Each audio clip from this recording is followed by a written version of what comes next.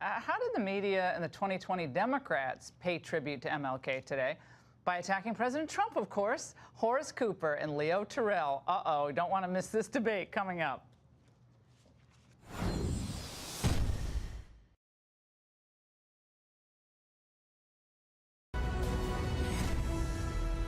We now have a president of the United States who is a racist. Our president has chosen to tear this country apart on every line, every division, every racial line. Donald Trump is a racist bully, and we know how to deal with bullies. No matter what they throw at us, nevertheless, we persist.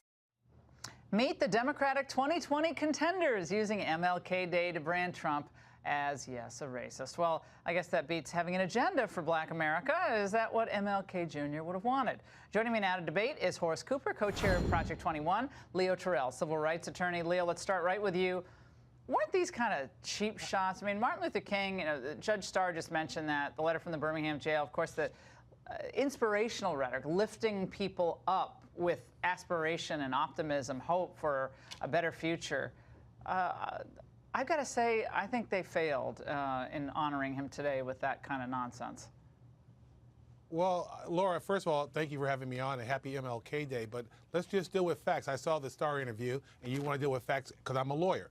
There's been 3 opinion polls taken last year, and over half this country, about 50% of the country, believes that Donald Trump is a racist. So you heard these presidential candidates supporting half this country. 82% of Democrats believe he's a racist, 21%. So I'm submitting to you some facts. 3 opinion polls taken in 2018, and I would submit that half of the country believes that Donald Trump is a racist. Do you know what the public thought about Barack Obama's divisiveness? Those are facts. Do you know? Okay, if you cite a public opinion poll as a fact, 3 of them. After Barack Obama's presidency in his last year, I think a majority, and Horace, you jump in here, I believe it was a majority of Americans, it was Pew or Gallup, I'll post it on Twitter afterward, said the country was more divided racially. Oh, absolutely. After Barack Obama was absolutely. president. Nearly two-thirds. Two-thirds. Thank you. I knew you'd know that. Absolutely. What we have seen is the president's policies have been amazing. Successful. For blacks, for women, for browns, Hispanic. for America has been amazing. This is the weirdest Klan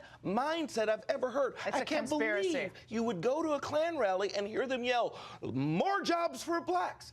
But yet, when Barack Obama's policies destroyed the livelihood of Americans, I never heard a single one of these criticisms. Actions that were hurtful versus misinterpreted. And Horace Cooper, Leo, I would submit to everyone listening watching your program.